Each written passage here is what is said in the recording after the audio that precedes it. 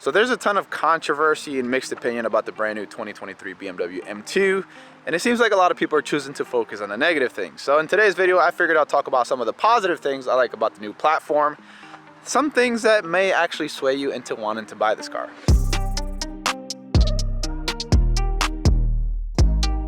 We'll first start off with the exterior styling, which I know what you guys are thinking. Hold on, positive thing? Exterior styling for the M2? Let me explain. I've been driving my M2 for a little bit over a week now, and I gotta tell you guys, it gets a lot of attention from non-BMW enthusiasts. So we're talking about most people that you're gonna encounter. Not once have I received negative comments about the design of this car. Regardless of how controversial it is and how weird some of the design elements are, this car gets a lot of attention, it breaks necks, and easily starts conversations with strangers at, let's say, gas stations. While some angles of this car may have you face palming because of the questionable design elements from BMW, angles like this look absolutely amazing. The side angle just pops. The boxy design not only kind of gives it tribute to the older BMWs, but it does it in a modern way, and it just looks like a factory wide body that's molded on, and it looks so good. The shorter wheelbase compared to the G87 M4, you know, like the aggressive rear quarter panel section combined with what looks like a longer hood just gives this car a very compact design, and it looks so damn sporty. The carbon fiber roof is another positive thing to the M2, of course, if you guys option it, which I recommend you guys kind of do because it adds to the sportiness of the car and it sheds weight to a car that is a lot heavier than a lot of us expected it to be. One quick note, if you decide to option out the carbon roof, if it's anything like the prior M cars, those clear coats normally tend to fail prematurely, so make sure to ceramic coat it or PPF it so it can look amazing for a long time. The factory wheels you get with the M2 are also very good looking. The design is very unique, they're very aggressive, and they have the right amount of concave. Gloss black with this paint color I think is a go-to. It contrasts very well, and I think the anniversary badge gives it a very nice pop as well. Despite how heavy they are because they're cast wheels, which I don't understand why they would include cast wheels in an M car. If your goal is to just have an aesthetically pleasing looking car, I think these are perfect. Maybe lower the ride height a little bit and add some spacers. Moving on to the front end, yes, there are some positive things that I will talk about design-wise with the M2 that I think BMW did a pretty good job. The size of the kidney grills, guys. Yes, we have to talk about these, unlike the G80, G82, M3, and M4 that have lung or pig grills, whatever you guys want to call it. These are decently sized and I think they look really good, even though they have a bit of an odd shape. And then the transition from vertical to horizontal slats doesn't look too bad on the M2. And this design element where it looks kind of three-dimensional doesn't look bad, and I think it's a very good look for this car. Be really honest, would you rather take the M3 and M4 massive grills, or would you rather have these oddly shaped M2 grills? I don't know about you guys, but I think these are it for me.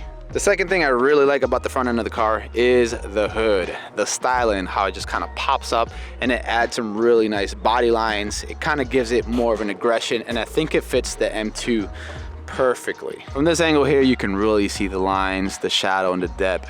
It looks really dope on this car. Moving on to the rear of the car, two design elements I think a lot of you guys are gonna like is the trunk design. It kind of has a bit of a CSL style where the trunk goes upwards and it has this section right here. I think the car could definitely use a bigger trunk spoiler, but for the most part, I love the trunk design. And I also think this is pretty neat too. So when you open up the trunk, notice the cutout, you don't really have two sets of taillights anymore. It's just that one piece there and that one piece there, and the cutout kind of just closes right over that design, just like that. What's really cool about the rear end of the car as well is that diffuser and those quad exhaust tips, they look super aggressive. Diameters are pretty big. As you guys can see, mine has the gloss black exhaust tips. Do yourself a favor, if you're gonna order this car, definitely get the Shadowline package because it adds black to the headlights and black to the exhaust tips. I'm not a huge fan of the chrome variants. This angle right here doesn't look too bad neither. It looks very, very wide and very sporty. This particular paint job I have on my M2 is another high point. I'm sure I'll get a ton of crap for saying this, but most people have only really seen this color online either via videos or pictures. The truth is, it's not very photogenic. But when you see it in person, there is a high chance that you'll change your mind about it. 9 out of 10 times when people compliment my M2, their initial statement starts out about how awesome the color is. It's a unique pure blue with no metallic in it, and it just pops. That said, if I had the choice and willing to wait for a custom order, I definitely would have gone with Sapphire Black, mainly because it hides a lot of the car's controversy. Toronto Red is also a very cool color for this car, and I think it fits the M2 very well. All right, let's move on to performance, in particular, the engine. In my opinion, it's the best thing about the new M2, hands down. This car comes equipped with the ultimate, highly capable S58. 3-liter, twin turbocharged, inline 6 that makes 453 horsepower and 406 pound-feet of torque. Sure, it is slightly detuned from factory to keep the M3 and M4 guys happy because they paid a lot more for their car, but it's essentially the same powertrain and nothing a tune can't fix. M3s with full bolt-ons in a tune are running 9s at the quarter mile, guys. 9s with the stock turbos. That is epic. And now can you imagine the M2, which is a slightly lighter car? Yeah. Sure, there's not a lot of aftermarket parts available for the M2. It is a new platform, and I'm mainly talking about exterior-wise. Kind of have to give these companies time to develop the products and give China enough time to copy the performance parts. But when it comes to stuff underneath the hood, it's actually the same setup as the M3 and M4, so a lot of the parts that fit those cars fit this car. Carbon fiber engine cover, the strut braces, and even some of the coolant mods like the heat exchanger and charge cooler might be able to fit this car identically how they fit the M3 and M4. I'm almost positive that the aftermarket downpipes for the M3 and M4 actually fit the M2. I think the only thing that really changes is the rest of the exhaust system because this car has a shorter wheelbase. But if they fit perfectly on this car, all you need is that and a tune, and of course getting your DME unlocked by Femto, which is something we offer on our website, and maybe an intake system, and this car would gain so much power. Some people may say that you'll also get a better exhaust sound if you do the downpipes, but I don't know, there's something about like BMW twin turbocharged engines that just don't sound very good when you open them up, with the exception of like the N63 and S63. Surprisingly enough, the stock exhaust system on this car, a 2023 car which obviously has very strict EPA guidelines, actually sounds pretty good. Let me show you.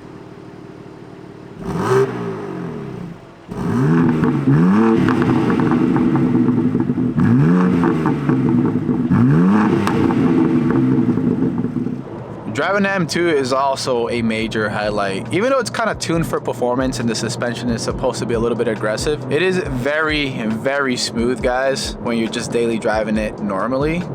Once you're on it and you're really pushing the car, that's where this car really excels, especially once you're in the power band. The car also sounds very, very good in interior as well. It might be a bit of synthetic sound, you know how BMW likes to do it, but either way, it's very, very satisfying.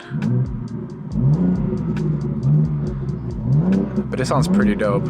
But again, I'm sure a lot of that's coming through the speakers. Once the car picks up full boost and you're in the sweet spot, it just wants to keep on going. Watch this.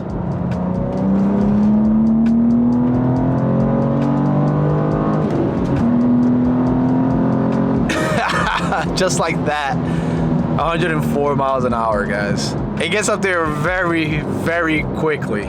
And it's even better when you have a traditional 6-speed manual. I mean, like the competition like Mercedes and Audi doesn't even offer this option anymore. And in 2023, BMW gave us that option, which I highly recommend, despite what a lot of journalists were saying that it's better with the 8-speed automatic.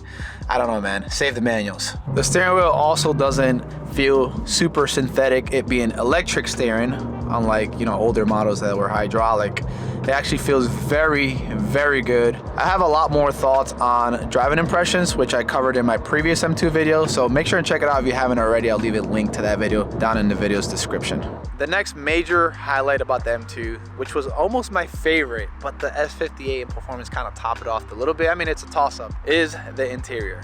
This has to be one of the best looking interiors for any BMW's sports car. Aesthetically, the interior pretty much has it all. It looks sporty, it looks modern, it looks classy. The materials used are top notch, which is very surprising because this is a 2 Series BMW and it's not at the top of the food chain. Small design elements like the stitching right here on the armrest, the tri-M color that you have right here, which by the way, actually lights up at night, which is very, very cool.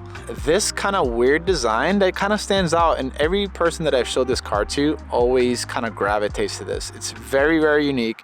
Is a soft touch material, at least for the top part of the door panel. All of this is soft touch, and it's very, very robust, no creaking, and it seems like it was built with a quality mindset. The customization for the digital cluster is also pretty dope. You can set up the screen to be more helpful for regular daily driving, like having access to maps, fuel economy, and soundtrack selection, or you can have the screen to be more driver focused and aggressive looking when it's set to sport mode.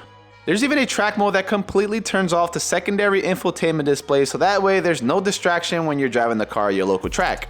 The heads-up display also changes with the cluster. It goes from an informational panel with GPS directions, speed limits, and possible red light camera warnings to a more sportier style that just shows one bar with the RPM and shift indicator lights for precise and optimal shifts. The biggest surprise about these displays that I don't think a lot of people are talking about, since they're exposed, you would think that it'd be an issue when driving when the sun is like super harsh in the middle of the day. And it seems to always be crystal clear no matter the lighting conditions. And guys, I do not have any tints on the car. It's a fishbowl look, and I can always see what's on there, and I never have to squint my eyes or do any of this to see what's being displayed. And because the dual displays are mounted up top of the dashboard here, the bottom section just kind of looks like it's floating on the dashboard, which is very subtle, but I really appreciate that, and I think it looks really cool. What's really cool is you have the flexibility to control these screens in various ways, so you can just use the touch function. Very crisp. I mean, the definition and the pixel quantity here is just so good. So you have all the buttons here, and you can get to all the settings and stuff like that. You have all the apps. Very nice. Like I said, very fluid. Or if you wanted to, you can just use the iDrive controls. That way you don't have to really focus on touching on the screen, and that's also very intuitive and very responsive. You have these buttons here for shortcuts, media, home, and map.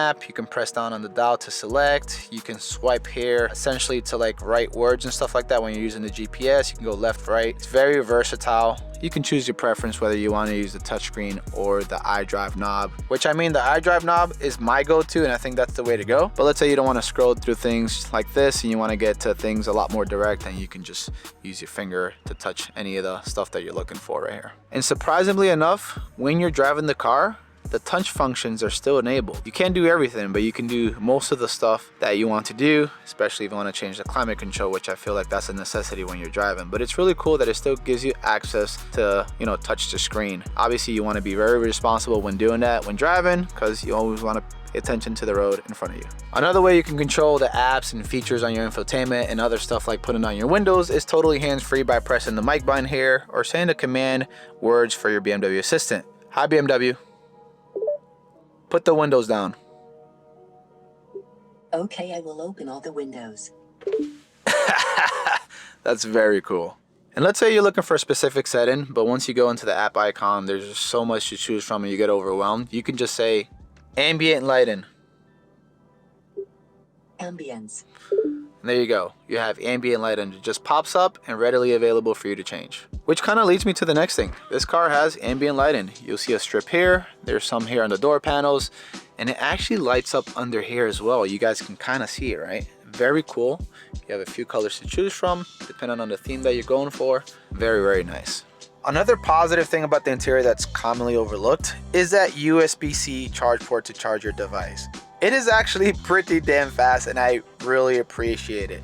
Compared to this regular USB port, this one provides like double the ampage to allow you to charge your device faster, and I always use it. Of course, we got to talk about the carbon fiber interior trim, which you can option it individually or with the carbon package. I think it's the go-to. Nothing else looks better than this. It's very glossy. It looks very, very nice. Here's Johnny. This car also has rear seats, unlike the Supra, which I think a lot of people will probably toss up the options between getting a Supra or this car. I doubt you can fit some full-size adults back there, but you got some room for kids, let's say, a car seat, and maybe stowing like a bag or two. Let's talk about the audio system. If you guys are audiophiles like me and appreciate a good sounding music system, this is it. According to the sales rep that sold me this car in BMW Warwick, he told me this is a new Harman Kardon 13 speaker setup, and it sounds absolutely amazing. Apparently the new thing they were hyping up is this Logic 7 surround, which sounds epic. I'm normally not a huge surround guy when I'm listening to music, but this really changes everything. And then you can also customize the surround density. That is freaking cool that they give you every level of customization with the system. I'm gonna go ahead and play a track for you guys. Not sure how much of it's gonna transfer over to video, but it sounds epic.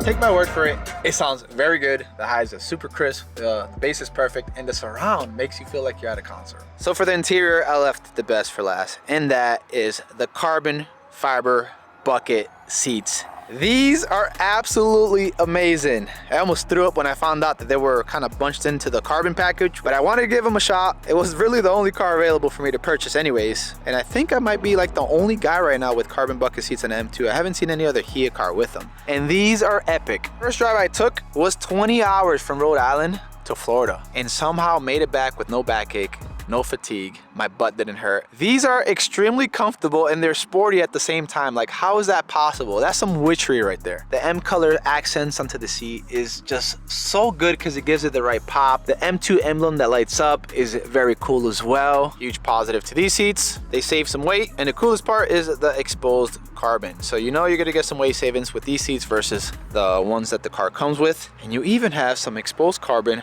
right there. You guys notice like the seat going up by itself? That's freaking cool. So if you're at a car show, just prop the seat forward a little bit so people can see that. I think part of the reason why they're so comfortable is because they kind of keep you in the perfect seating position. Like, you can't slouch or anything because it has you hugged in there. You got the divider right here, and then you have these really high bolsters, which I guess the only pain is getting in and out of them. And you don't really want to prematurely wear them, so you have to kind of learn how to get in and out of the car without, you know, rubbing up too much on these. Coolest thing about it is that even though these are bucket seats and they're meant for, you know, driving the car hard, taking it to the track, you still have the flexibility of modifying everything on it. You got the height, you got the tilt, you have the backrest as well, and you have the bolsters, which I have them fully opened up and they're still kind of tight, but you can tighten them up even more. Let's say you're gonna drift the car or really drive aggressively, then you can tighten them up, which is very, very cool. And I think these are perfect for me. I'm 5'11", about 190 pounds. I'm not sure how this would work for a bigger person, but for me, they're absolutely perfect. So here's what it looks like with me sitting here. You got the divider there, there's plenty of room. Bolsters are like pretty much right there. They're not super pressed up against the thighs. And these are what the top bolsters look like at a fully open position. They're pretty close. I mean, it's very comfortable, guys, and it's pretty snug, but not uncomfortable. Guys, just look at this interior and tell me it doesn't look freaking dope. I haven't even mentioned the fact that these seats get so much attention. People always want to see them, they want to sit in them, and they just want to talk about them. It's so good. And then you combine the seats with the rest of the interior, and this is just, I don't know, I'm at a loss of words.